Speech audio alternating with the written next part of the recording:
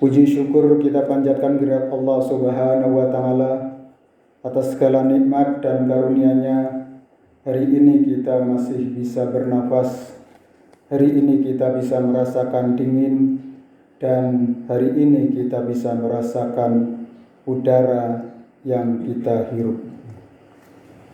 Atas segala nikmat itu, marilah kita daya upayakan untuk mencapai maslahah di dalam kehidupan kita dan berusaha semaksimal mungkin untuk meraih rahmah, maghfirah, dan itqum minan nar dalam perjalanan Ramadan kita.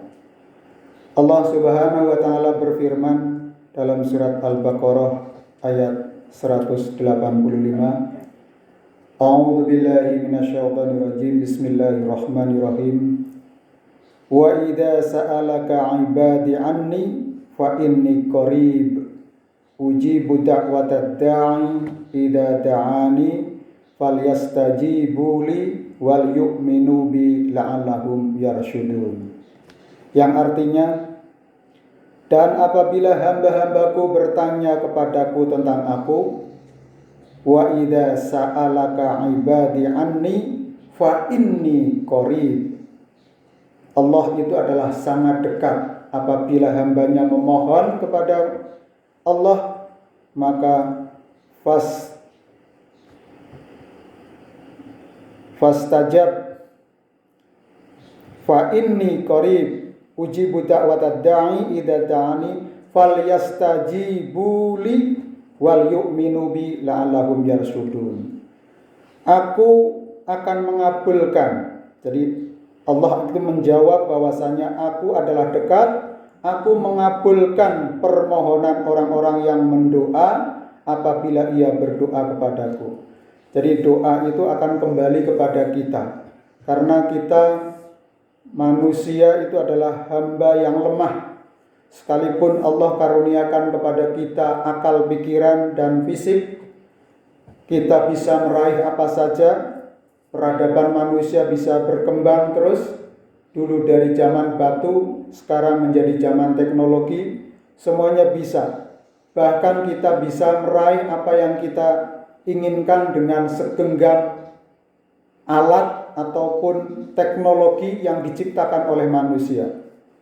Maka sekalipun manusia itu mempunyai kemampuan, tapi sebenarnya diri manusia itu adalah sangat lemah.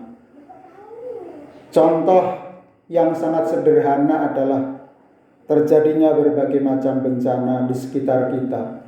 Itu menunjukkan bahwa manusia sebenarnya adalah tidak mempunyai kemampuan apa-apa kecuali yang diberikan daya oleh Allah kepada kita. Maka kita memohon segala sesuatu kepada Allah. Kita tidak diperkenankan untuk memohon selain kepada Allah. Karena di dalam surat Al-Ankabut disebutkan bahwa memohon dalam konteks beribadah kepada selain Allah itu seperti laba-laba atau sarang laba-laba. Jadi orang yang memohon selain kepada Allah dalam konteks beribadah itu seperti bersarang di sarang laba-laba. Laba-laba yang ada di rumah kita, di tempat-tempat yang tinggi, biasanya akan bersarang laba-laba. Maka sarang laba-laba itu mudah sekali untuk dihancurkan. Nah, demikian juga ketika seorang itu menghambakan diri selain kepada Allah, sebenarnya itu adalah posisinya sebagai makhluk, sama seperti manusia sebagai makhluk yang diciptakan oleh Allah. Maka tidak selayaknya kita memohon selain kepada Allah. Dan apabila manusia memohon kepada Allah, Allah akan mengabulkannya.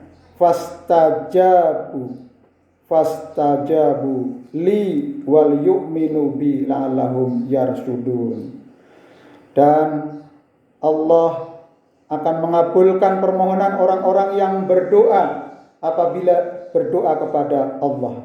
Maka hendaklah mereka memenuhi segala perintahku dan hendaklah mereka beriman kepadaku. Jadi perintah dan larangan itu harus kita penuhi agar kita ketika memohon kepada Allah akan dikabulkan, karena mereka selalu berada dalam kebenaran. Jadi kalau kita berada pada kebenaran, maka akan kita dibimbing untuk mencapai martabat yang tertinggi. Tapi sebaliknya, apabila manusia menuruti hawa nafsunya, dia bisa jatuh kepada tadi kal an'am, seperti binatang ternak ya. Binatang saja sudah rendah, apalagi binatang ternak.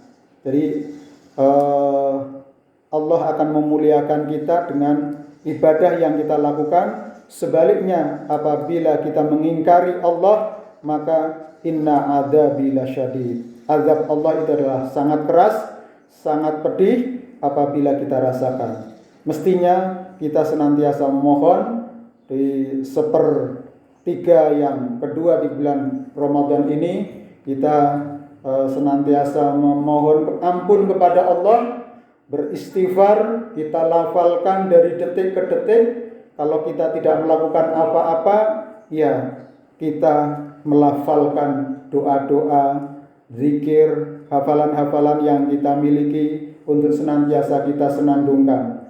Apapun yang kita lakukan, baik itu pekerjaan fisik maupun pekerjaan pikir, kalau terlintas di dalam pikiran kita sesuatu yang negatif, maka selalu kembali mengingat Allah. Ala bidzikrillah tatmainul qulub. Dengan kita mengingat Allah, hati akan tenang.